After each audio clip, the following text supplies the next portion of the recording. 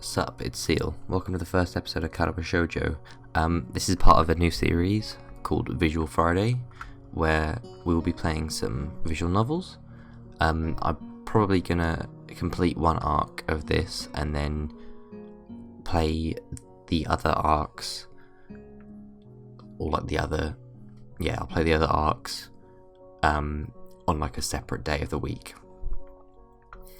So it has probably been about 5 years since I last played this, so let's get going.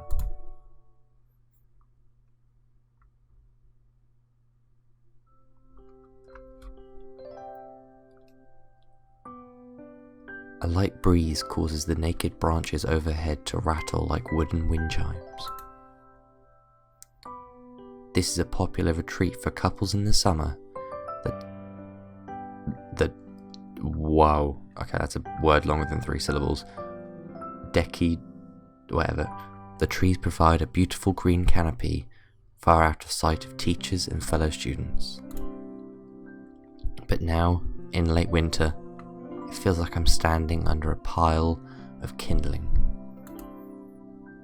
I breathe into my cupped hands and rub them together furiously to prevent them from numbing in this cold. Just how long am I expected to stay? Just how long am I expected to wait out here anyway? The note said 4 p.m. Ah yes, the note slipped between the pages of my math book while I wasn't looking. As far as cliches go, I'm more of a fan of the letter in the locker, but at least this way shows a bit of initiative. As I ponder the meaning of the note, the snowfall gradually thickens. I have to say, this has got some of the best music of any visual novel that I've ever played. I still get choked up listening to it. The snowflakes silently falling from the white painted sky are the only sign of time passing in this stagnant world. Their slow descent upon the frozen forest makes it seem so... Yeah, expect to hear that a lot. I have small brain, I can't read. Their slow descent upon the frozen forest makes it seem like time has slowed to a crawl. The rustling of dry snow underfoot startles me, interrupting the quiet mood. Someone is approaching me from behind. Hisao? You came? A hesitating, barely audible question. However, I recognize the owner of that dainty voice, I do. I feel my heart skip a beat. The voice I've listened to hundreds of times, but never as more than an eavesdropper to a conversation. What the fuck has this guy been doing? I turn to face this voice, the voice of my dreams, and my heart begins to race.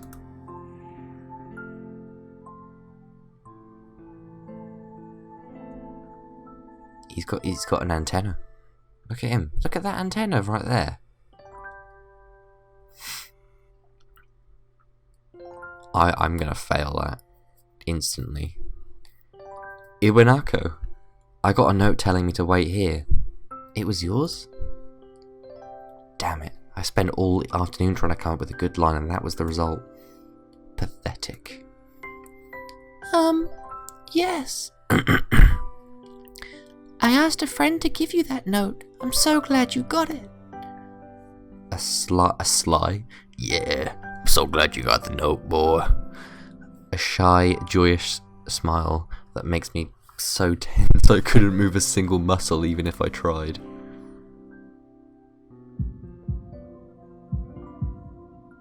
My heart is pounding now, as if it were trying to burst from my chest and claim this girl for itself. What? I'd love to see a fan art of a heart popping out of his chest and just like devouring that girl.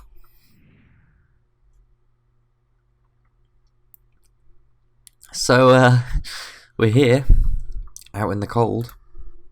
Once again, the wind stirs up the branches. The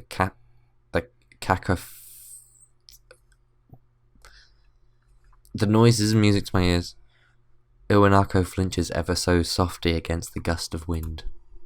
As it passes, she rights herself, as if supported by some new confidence. Did she almost fuck over? Her eyes locked with mine, and she lazily twirls her long, dark hair around her finger. All the while, the anxious beating of my heart grows longer. My throat is tight. I doubt I could even force out a word if I tried. You see, I wanted to know if you'd go out with me. I stand there, motionless, save for my pounding heart. I want to say something in reply, but my vocal cords feel like they've been stretched beyond the breaking point. Hisao? I reach up to try and massage my throat, but it only sends spikes of blinding pain along my arm. Hisao? My whole body freezes, save for my eyes, which shoot open in terror.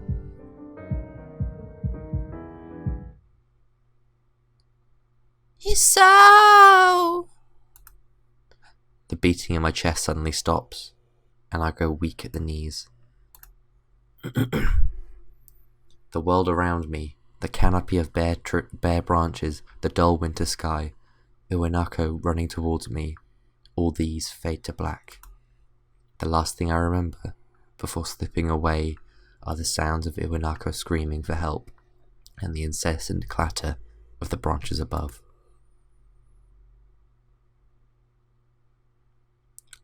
Shit, son.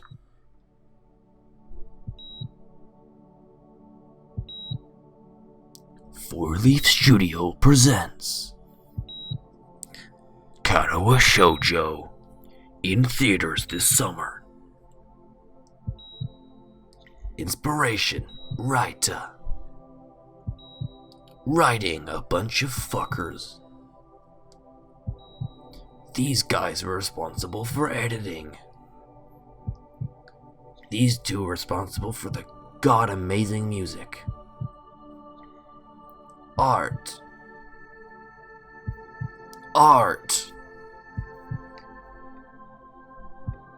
Additional art. FMV animation. Directing. Engineering. Oh, it's by Delta, the fucking airline company. Production.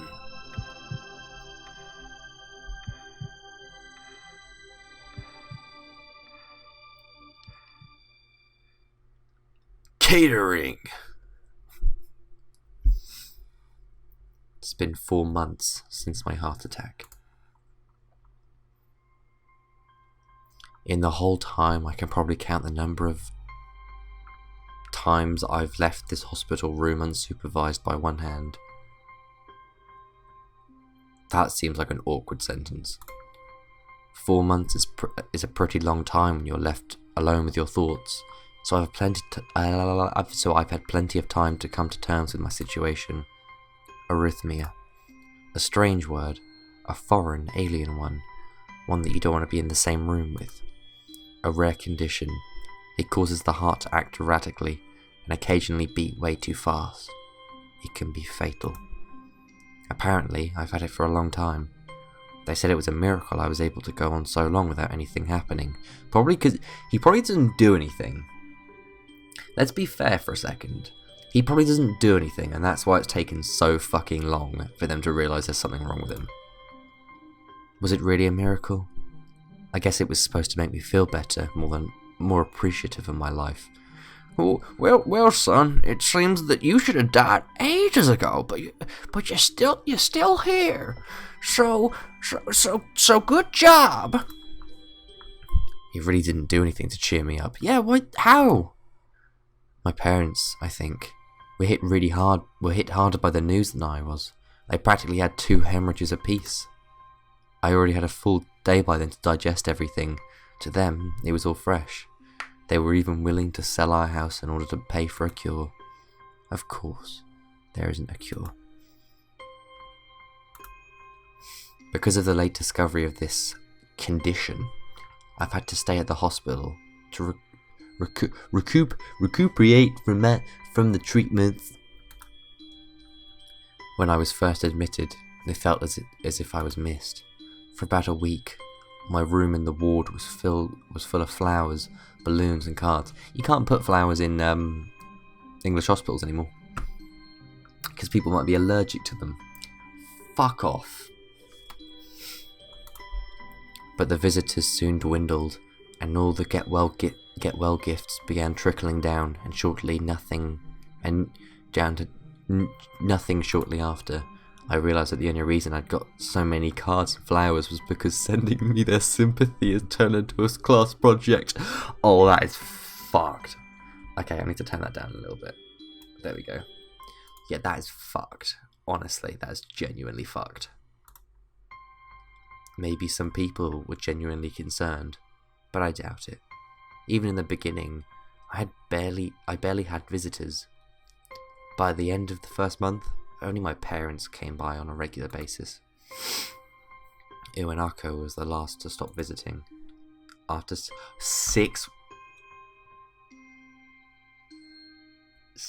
weeks, it took her 6 weeks to give up. That's not a lot.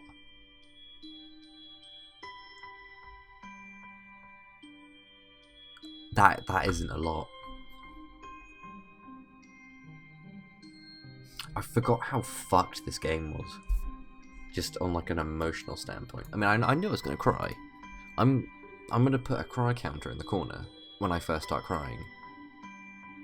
But this is just fucked.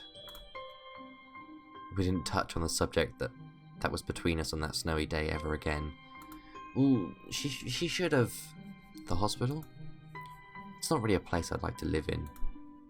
The doctors and nurses feel so impersonal and faceless. I guess it's because they're in a hurry and have a million other patients waiting for them, but it makes me feel uncomfortable. I like the way he said he's in a room. This ain't a room. This is a ward. He's on a ward. For the first month or so, I asked the head cardiologist every time I saw him for a rough estimate of when I'd be able to leave. He never answered anything in a straightforward way, but told me to wait and see if my treatment and surgeries worked. So, I idly observed the scar that those surgeries left on my chest slowly change its appearance over time, thinking of it as some kind of omen. I still ask the head cardiologist about leaving, but my expectations are low enough that I'm not disappointed anymore when I don't get a reply. The way he shuffles around the answer shows there's at least some hope. At some point, I just stopped watching TV. I don't know why, I just did it. Maybe it was the wrong kind of escapism for my situation. I started reading instead. There was a small library at the hospital, although it was more of a storeroom of books. I began working my way through it, one small stack at a time. After consuming them, I'd go back for more. I found that I liked reading, and I think I became a little bit addicted. I started feeling naked with that book in my hands. But I loved the stories. That was what my life was like. The days became increasingly harder to distinguish from each other, differing only by the book I was reading and the weather outside. It felt like time blurred into some kind of gooey mass I was trapped inside, instead of moving within. A week could go by without me even really noticing. Sometimes I'd pause in realization that I don't know what day of the week it was. But other times, all the things that surround me would painfully crash into my subconsciousness. Through the barriers of nonchalance I'd set up for myself. The pages of my book would start to feel sharp and burning hot, and the heaviness in my chest would become so hard to bear that I would have to put the book aside and just lay down for a while, looking at the ceiling as if I was going to cry. But that only happened rarely, and I couldn't even cry. Today the doctor comes in, gives me a smile. He seems excited, but not very. It's like he's waiting to make an effort, or like he's trying to make an effort to be happy on my behalf. My parents are here. It's been a few days since I've last seen them. Both of them are even sort of dressed up. Is it supposed to be some sort of special occasion? It's not a party. There's a ritual the head cardiologist does. He takes his time sorting his papers and setting them aside as if to make a point of the pointlessness of what he just did. And then he casually sits down on the bed next to mine. He looks me in the eye for a moment. Hello, Hisao. How are you today? That's the best voice I can come up with. There's a fly that keeps getting in my fucking face and I'm gonna knock it out. I don't answer him, but I smile a little back to him. I believe you can go home. Your heart is stronger now, and with some precautions you should be fine. We have all your medications sorted out. I'll give your father the prescription. The doctor hands a sheet of paper to my dad, whose expression turns wooden as he reads it quickly. So many. I take it from his hand and look at it myself, feeling numb. How am I supposed to react to this? What? The absurdly long list of medications staring back at me from the paper seems unsurmountable.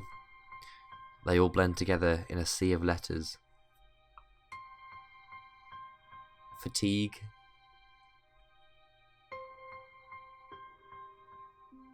Is that all it can handle? Okay. This is insane. Side effects, adverse effects, contradictions, and dosages are listed line after line with cold precision. I tried to read them, but it's so futile. I can't understand any of it. Attempting to only makes me feel sicker. All this for the rest of my life, every day. I'm afraid this is the best we can do at this point. However, new medications are always being developed, so I wouldn't be surprised to see that list fade over the years. Years? What kind of confidence booster is that? I'd have felt better if you hadn't said anything at all. Also, I've spoken to your parents, and we believe we should put you up for adoption. And we believe that it would be best if you don't return to your old school. What? Please calm down, Hisao. Listen to what the doctor... Everyone sounds the fucking same. Please calm down, Hisao. Listen to what the doctor has to say. Calm down? The way he said it tells me he knew full well that I wouldn't like it. Am I going to be homeschooled? Whatever my concern shows, it's ignored. We all understand that your education is paramount. However, I don't think it'd be wise for you to be without supervision. At least not until we get your medication, until we're sure that your medication is suitable. So I've spoken to your parents about a transfer. It's a school called Yamaku Academy. It specialises in dealing with disabled students. Disabled? What? Am I? He has 24-hour nursing staff and is only a few minutes from a highly regarded general hospital. The majority of students live on the campus. Think of it as boarding school for sorts. It's designed to give students a degree of independence while keeping help nearby. Independence? It's a school for disabled kids. Don't try and disguise that fact. If it were really that free, there wouldn't be a 24-hour nursing staff, and you wouldn't have to make a hospital nearby as a selling point. Of course, it's only if you want to go. But your mother and I aren't really able to homeschool you. We went out there and had a look a couple of weeks back. I think you'd like it. There's some pretty fucking fit gals out there. It looks like I really don't have a choice. Compared to the other heart problems, people with your condition usually tend to live long lives. You need a job one day, and this is a good opportunity to continue your education. This isn't an opportunity. Don't call it an opportunity. Don't call it a goddamn opportunity. Well, you should be excited at the chance to go back to school. I remember you wanted to go back to school, and while it's not the same one, a special school, that's an insult. That's what I wanted to say. It's a step down. It's not what you think. all of the students there are pretty active in their own sort of way. For some reason, I've got a tiny little bit of Welsh. It's geared towards students that can still get around and learn, but just need a little help in one way or another. Your father's right. Now I've gone Irish. And many of the graduates of the school have gone on to do great things. Just look at Tim Cook. A person doesn't have to be held back by their disability. One of my colleagues in another hospital is a graduate. I don't care. A person doesn't have to be held back by their disability. That's what a disability is. I forgot just how fucking ableist the beginning of this is. Like, fuck. I really hate that something so important was decided for me. But what can I do about it? A normal life is out of the question now. It's funny. I'd always thought my life was kind of boring. But now I miss it. I want to protest. I want to blame this lack of reaction on shock or fatigue. I could easily yell out something now. Something about how I can go back to my own school, go back to school anyway, but no. I don't say anything. The fact is I know I know now it's futile. I look around the room, feeling very tired of all this. The hospitals, doctors, my yawning, my condition, everything.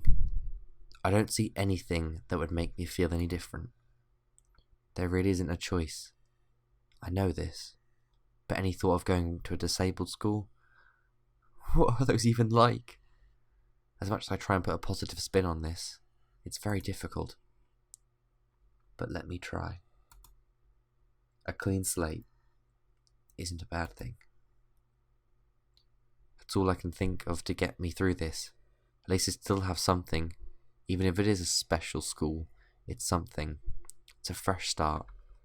My life isn't over. It'd be a mistake to resign myself to thinking that. At the very least, I'll try to see what my new life will be like.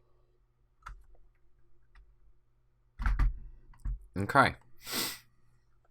I'm gonna leave it off here today. But like and subscribe if you enjoyed. Hit that notification bell. Join the notification fam squad. Join the notification fam squad. Just join the notification squad. Do people actually still say that? God, I hope not. But join the put the notifications on, because YouTube is really, really bad about that. Leave a comment saying what you thought. You know, share this around. This is a new series, fresh start, new series. But until next time, see ya.